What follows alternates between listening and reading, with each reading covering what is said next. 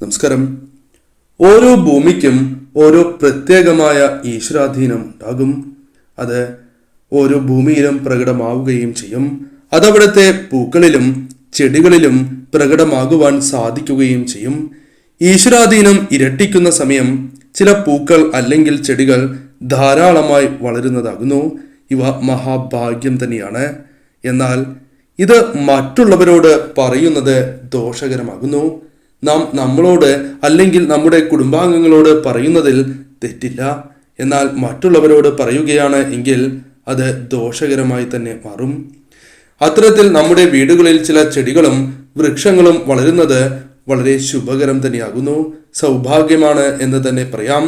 നാം ഈശ്വരാധീനമുള്ള വൃക്ഷങ്ങളെ നടുന്നതിലൂടെ നമ്മുടെ ജീവിതത്തിൽ വളരെയധികം സൗഭാഗ്യം ലഭിക്കും എന്നാണ് വിശ്വാസം. അതിനാൽ ചെടികൾക്കും വൃക്ഷങ്ങളും അവയെ പരിപാലിക്കുന്നതിനും നടുന്നത് പോലെ തന്നെ പരിപാലിക്കുന്നതും ഉത്തമം തന്നെയാകുന്നു.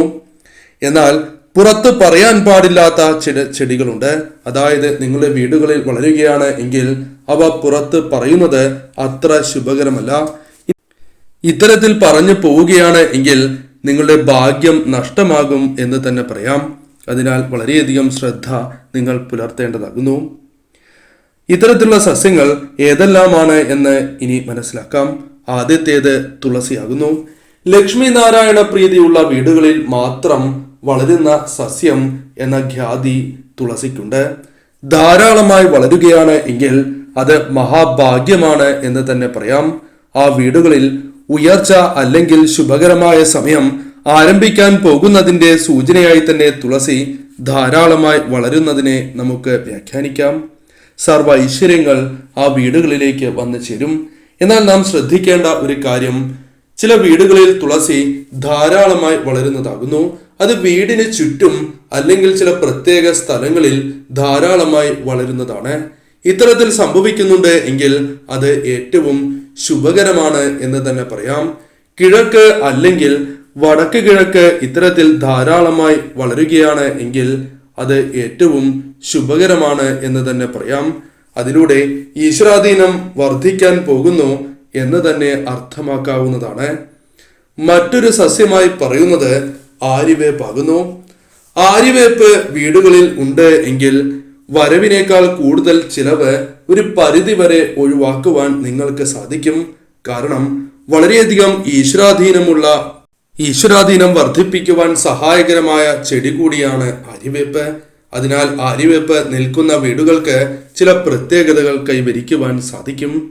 ആ വീടുകളിലെ അംഗങ്ങൾക്ക് ആയുസ് വർദ്ധിക്കുന്നതായി അനുഭവപ്പെടും. ദീർഘായുസ് തന്നെ നേടിയെടുക്കുവാൻ അവർക്ക് സാധിക്കും. കൂടാതെ ഭഗവതിയുടെ ദേവിയുടെ കടാക്ഷം ആ വീടുകളിലേക്ക് വന്നു ചേരും. കൂടാതെ രോഗദുരിതങ്ങളാൽ ബുദ്ധിമുട്ടുകൾ പ്രയാസങ്ങൾ അനുഭവിക്കുന്നവരാണ് നിങ്ങൾ എങ്കിൽ ആശ്വാസം ലഭിക്കുന്നതിനും സഹായകരമാണ് ആര്യവേപ്പ് വീടുകളിൽ വളരുന്നത്.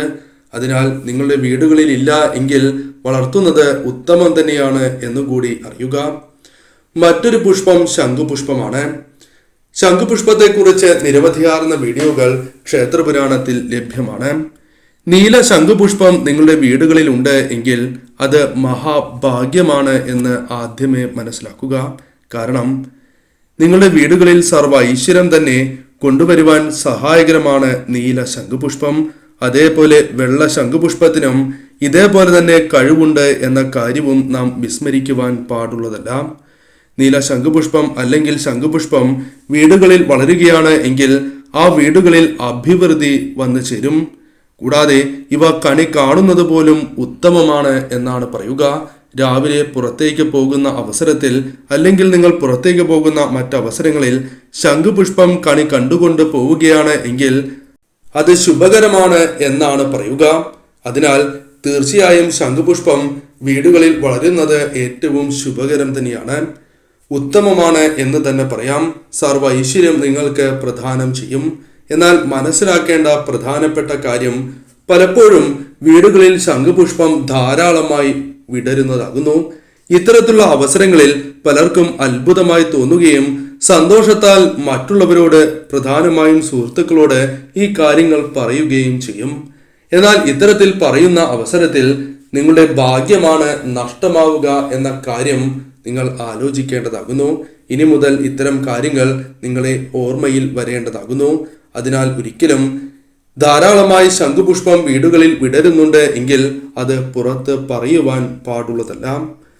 മറ്റൊരു സസ്യമായി പറയുന്നത് താമര തന്നെയാണ്. താമര വീടുകളിൽ വളരുന്നുണ്ട് എങ്കിൽ അത് ഏറ്റവും ശുഭകരമാണ് എന്ന് തന്നെ പറയാം. വെളുത്തതും ചെന്താമരയും റോസ് നിറത്തിലുള്ള താമരയും വീടുകളിൽ വളരുന്നത് ഏറ്റവും വിശേഷം തന്നെയാകുന്നു. അതിനാൽ തന്നെ താമരയെ കണി കാണുന്നത് പോലും ഏറ്റവും സൗഭാഗ്യമാണ്. ആ വീടുകളിലേക്ക് സൗഭാഗ്യം കൊണ്ടുവരുവാൻ സഹായകരമാണ് എന്നുകൂടി മനസ്സിലാക്കുക. അതിനാൽ നശിക്കാതെ നിൽക്കുന്നുണ്ട് എങ്കിൽ പോലും അത് ഭാഗ്യമാണ്. വിടർന്നാൽ നിങ്ങൾക്ക് വളരെയധികം സൗഭാഗ്യങ്ങളാണ് വന്നു ചേരുക. ഈശ്വരാധീനം വർദ്ധിക്കും എന്ന് തന്നെ പറയാം.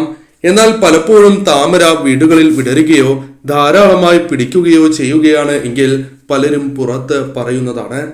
എന്നാൽ ഇത്തരത്തിൽ നിങ്ങൾ പറയുകയാണ് എങ്കിൽ മനസ്സിലാക്കേണ്ട കാര്യം നിങ്ങളുടെ ഭാഗ്യം നഷ്ടമാകും എന്ന കാര്യമാകുന്നു. ഭാഗ്യം നഷ്ടമാകുന്നതിനാൽ നിങ്ങൾ വിചാരിച്ച രീതിയിൽ ഉയർച്ച നേടുവാൻ സാധിക്കണം എന്നില്ല. അതിനാൽ പരമാവധി ഇത്തരം കാര്യങ്ങൾ പുറത്ത് പറയാതിരിക്കുക.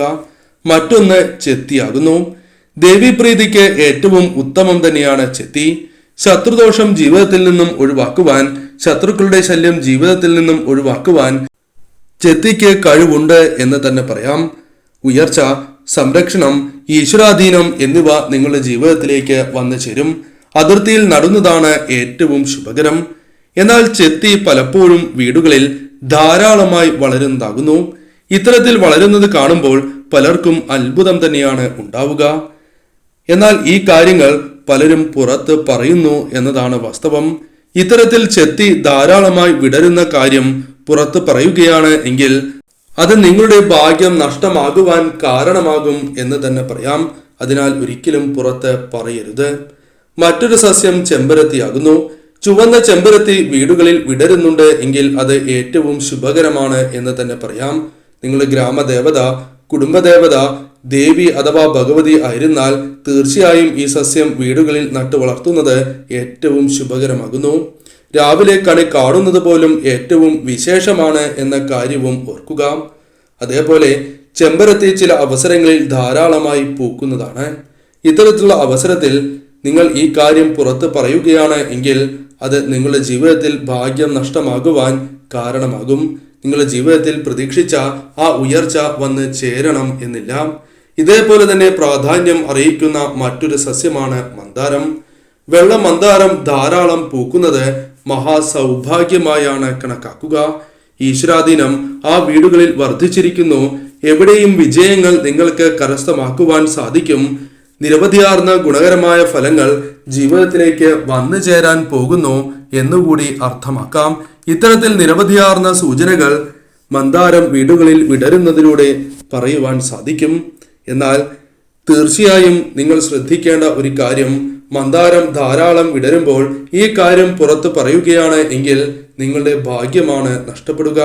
കാരണം നിങ്ങളെ തേടിയെത്തേണ്ട സൗഭാഗ്യമാണ് നിങ്ങൾ പുറത്ത് പറയുന്നതിലൂടെ നഷ്ടമാക്കുന്നത് എന്ന് മനസ്സിലാക്കുക. അതിനാൽ ഒരിക്കലും ഈ തെറ്റ് ചെയ്യുവാൻ പാടുള്ളതല്ല.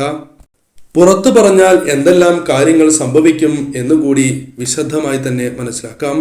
ധാരാളം സന്തോഷം അനുഭവിക്കുന്നവരാകാം നിങ്ങൾ.